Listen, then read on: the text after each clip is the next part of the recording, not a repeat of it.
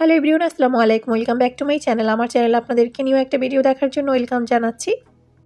আজকে আপনাদেরকে তৈরি করে দেখাবো সসেজ টর্টিলা। এটা খেতে কিন্তু ভীষণ মজার আর বানানো কিন্তু একদমই ইজি।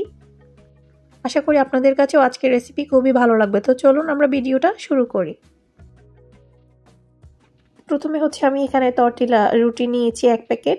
এগুলা যে কোনো সুপার শপেই আপনারা পেয়ে যাবেন। এরপর নিয়েছি এখানে চিকেন সসেজ, আর এগুলা কিন্তু হালাল।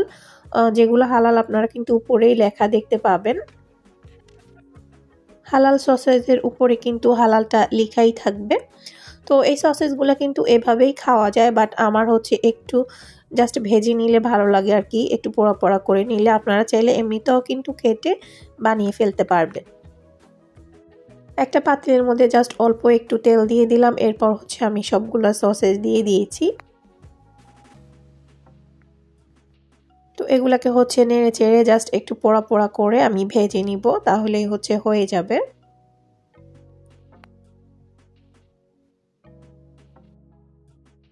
সসেসগুলোকে ভেজে আমি উঠিয়ে নিয়েছি, আর দেখতেই পাচ্ছেন এগুলা ভাজার কারণে এগুলা কালার পুরোই চেঞ্জ হয়ে গিয়েছে। তো এরকম কালার হলেই আসলে আমার কাছে ভালো লাগে।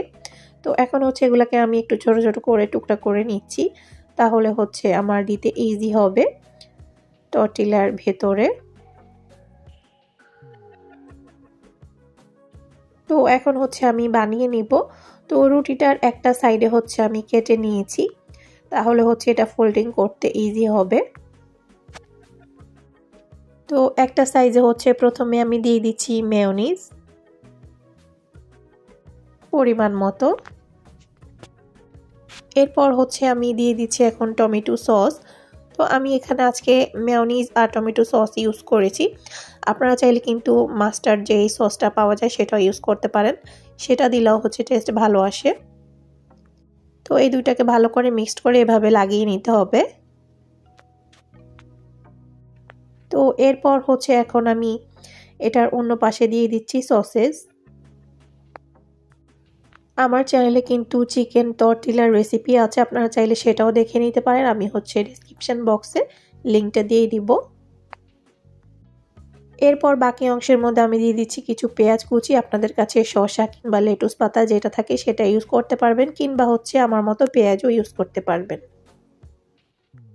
আরেকটা পাশে দিয়ে দিলাম চিজ। চিজ আপনারা যতটুকু খেতে পছন্দ করবেন অতটুকুই দিয়ে দিবেন,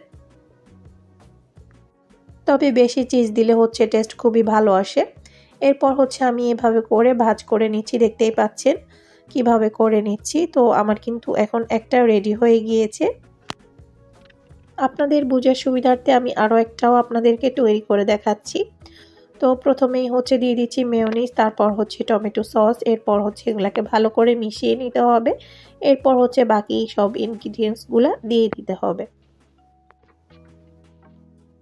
তো দেখতেই পাচ্ছেন আমি আবারও দিয়ে নিচ্ছি।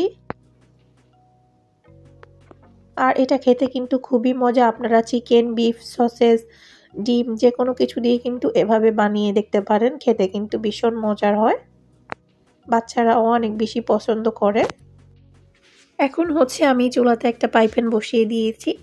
এরপর এর মধ্যে দিয়ে দিচ্ছি বাটার, আর এই বাটারগুলো আনসল্টেড বাটার।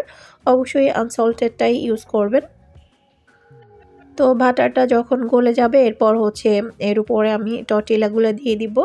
জাস্ট এপিট ওপিট একটু ভেজে নিতে হবে, আর চিজগুলা গলে যাওয়া পর্যন্ত এটাকে আমি রান্না করে নিব। যেহেতু রুটিগুলো অলরেডি ডান করা, এজন্য জাস্ট চিজগুলো গলে যাওয়া পর্যন্তই কিন্তু এটাকে চুলার উপরে রাখতে হবে।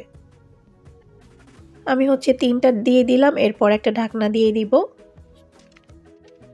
কিছুক্ষণ পর এখন যখন একটা পাশ হয়ে যাবে, এখন এগুলাকে আমি উল্টিয়ে দিব। আর এগুলাতে দেখতেই পাচ্ছেন খুবই সুন্দর কিন্তু একটা কালার চলে আসে। তো আমি আরো একটু ভেজে নিব, একটু পোড়া পোড়া করে ভেজে নিব আর কি। আপনারা চাইলে কিন্তু এটা স্যান্ডউইচ মেশিনেও তৈরি করে নিতে পারেন এই কাজটা। তো আমি আজকে চুলাতেই করতেছি ইজি ওয়েতে, একটা ফ্রাই প্যানের মধ্যে। তো তো আপনাদেরকে দেখাচ্ছি, এই যে চিজটা কিন্তু অলরেডি গলে গিয়েছে। তো ওই পাশটা একটু পোড়া হলে কিন্তু আমি এগুলাকে নামিয়ে ফেলবো। তো এগুলো এখন হয়ে গিয়েছে, আমি উঠিয়ে নিব। তো আমার টর্টিলাগুলা কিন্তু এখন একদমই রেডি খাওয়ার জন্য। আর দেখতেই পাচ্ছেন এগুলা দেখতে কিন্তু খুবই লোভনীয় হয়, আর খেতেও কিন্তু ভীষণ মজা হয়। তো আমি একটা একটু মাঝখান থেকে কেটে নিচ্ছি, ভিতরটা আপনাদেরকে দেখিয়ে দিব কেমন হয়েছে। তো দেখতেই পাচ্ছেন এটা কতটা লোভনীয় লাগছে। তো আজকের ভিডিওটা এ পর্যন্তই। সবাই অনেক বেশি ভালো থাকবেন। আজকের ভিডিওটা কেমন লেগেছে সেটা অবশ্যই কমেন্ট করে জানাতে ভুলবেন না। আল্লাহ হাফেজ।